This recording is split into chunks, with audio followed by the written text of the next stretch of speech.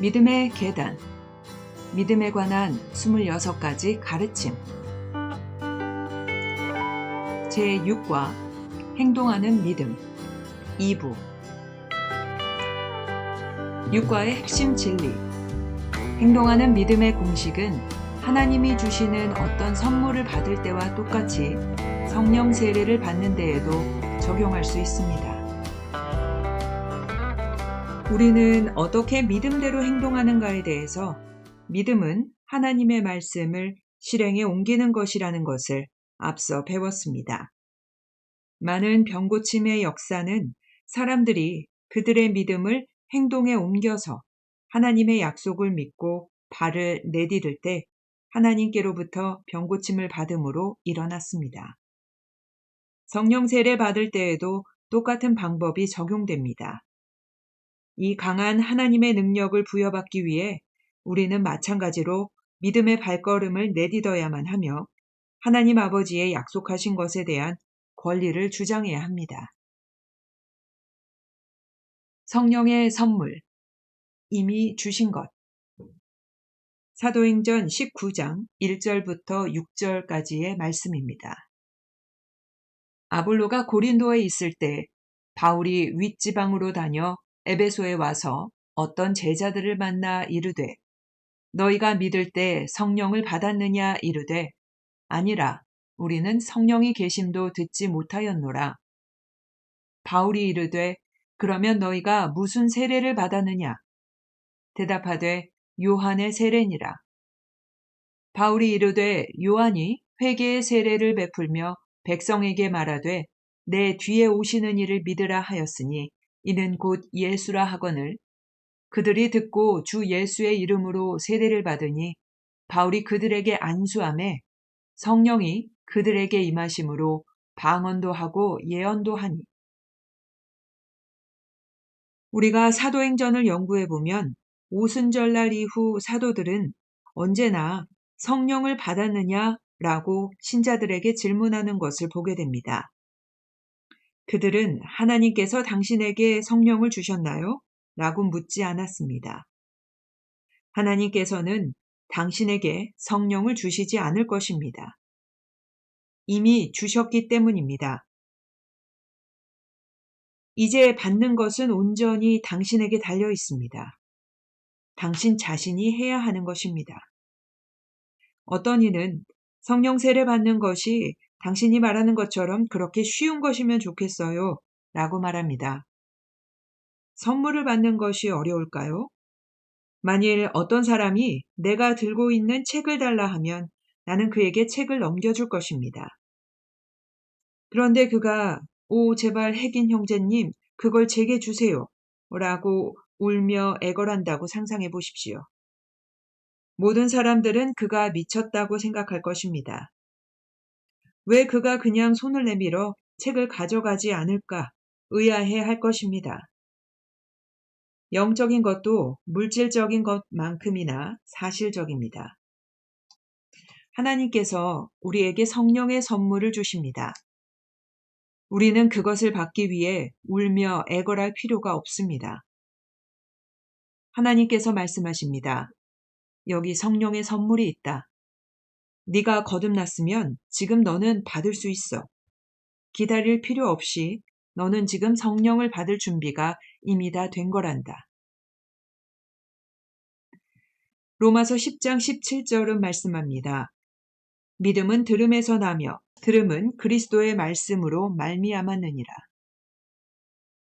우리는 말씀 안에 하나님의 약속을 가지고 있습니다. 믿음은 하나님 말씀대로 행동하는 것입니다. 내가 텍사스주에 있는 한 마을에서 집회를 인도하던 중 어떤 여인이 성령을 받기 위해 앞으로 나왔습니다. 제가 그녀에게 손을 얹고 기도했고 성령이 그녀에게 임하셨지만 그녀는 반응하지 않았습니다. 그녀에게 두 번째 손을 얹고 기도했지만 역시 반응하지 않았습니다. 저는 사도행전 2장 4절을 펴서 큰 소리로 그 성경 구절을 읽으라고 말했습니다. 저희가 다 성령의 충만함을 받고 성령의 말하게 하심을 따라 다른 방언으로 말하기를 시작하니라. 누가 방언을 말했다고 성경 구절이 말씀하고 있죠? 제가 물었을 때 그녀는 성령님이 했다고 말씀합니다. 라고 대답했습니다. 저는 그녀에게 다시 한번 읽으라고 했습니다. 4번이나 읽은 후에 마침내 그녀는 자신이 잘못 봤던 것을 발견했습니다. 그녀는 놀라서 저를 바라보며 말했습니다. 왜 방언을 하는 것을 그들이 했을까요? 저는 항상 성령님이 방언을 말한다고 생각했는데요. 다른 성경 구절 몇 개를 더 읽어봅시다. 사도행전 10장 44절부터 46절을 그분에게 가르쳐 드렸습니다. 베드로가 이 말할 때에 성령이 말씀 듣는 모든 사람에게 내려오시니 베드로와 함께 온 할례 받은 신자들이 이방인들에게도 성령이 부어주심으로 말미암아 놀라니 이는 방언을 말하며 하나님 높임을 들음이러라. 그 다음 우리는 사도행전 19장 6절로 넘어갔습니다. 바울이 그들에게 안수함에 성령이 그들에게 임하심으로 방언도 하고 예언도 하니. 자, 이제 제가 질문하겠는데요. 제가 당신에게 손을 얹을 때 성령님이 당신에게 임했었나요? 하나님의 능력이 당신에게 임한 것을 느꼈나요? 물론이죠. 그 여인이 대답했습니다. 당신의 혀가 영어가 아닌 뭔가를 말하려고 했냐는 저의 질문에 그 여인은 그것을 막으려고 안간힘을 썼다고 대답했습니다. 당신은 그것을 막아서는 안 되고 협조해야 합니다. 어떤 사람들은 그들이 할 수 있는 한 말하고 싶은 것과 싸워야 된다고 생각하다가 마침내 성령님께 져버리는 것 같습니다. 성령님께서 그 발음을 주실 때 당신은 행동하는 믿음이 있어야 합니다. 얼마 전 저는 15년 동안이나 성령님을 기다려온 한 친구와 대화를 나누고 있었습니다. 그는 제게 기다리는 것에 대해 더 이상 말하지 마세요. 하나님을 찾는 것에 대해선 다 압니다. 라고 말했습니다. 그 사람은 찾는 것에 대해 알았지만 받는 것에 대해선 아무것도 몰랐던 것입니다. 이 두 가지 사이에는 큰 차이가 있습니다. 제 친구 목사가 한 남자에 대해 얘기해 주었습니다. 그 사람은 19년 동안 성령님을 찾으려고 노력해 왔다고 말했고 그 목사님은 이렇게 대답했습니다. 당신이 한 것은 찾은 것이 아닙니다. 예수께서 찾으라 그러면 찾을 것이라고 했습니다. 만일 당신이 그동안 찾았다면 당신은 벌써 찾았을 것입니다. 당신이 한 일은 그저 강단 주변을 왔다 갔다 한 것뿐입니다. 많은 사람이 이렇게 아직도 강단 주변을 맴돌고 있는 것 같습니다. 이제 주변만 밟는 것을 끝내고 하나님 말씀에 의지하여 행동할 때입니다. 왜냐하면 믿음은 행동하는 것이기 때문입니다. 성령의 선물, 영적 체험. 고린도전서 14장 14절 말씀입니다. 내가 만일 방언으로 기도하면 나의 영이 기도하거니와 나의 마음은 열매를 맺지 못하리라. 당신의 몸은 당신의 영이 사는 성전 또는 집입니다. 당신이 거듭나는 순간 성령님께서 당신의 영 속에 사시기 위해 들어오시므로 당신의 몸은 그때부터 성령이 사시는 성전이 되는 것입니다. 성령 세례는 새로운 탄생에 뒤이어 나타나는 경험입니다. 성령 세례를 받는 것은 정신적 체험이나 육체적 체험이 아니라 영적인 체험입니다. 당신의 마음으로는 하나님과 접촉할 수 없습니다. 하나님은 마음이 아니기 때문입니다. 민수기 23장 19절에 하나님은 인생이 아니시니 라고 말했는데 이것은 하나님께서 육체적 존재가 아니라는 것을 의미합니다.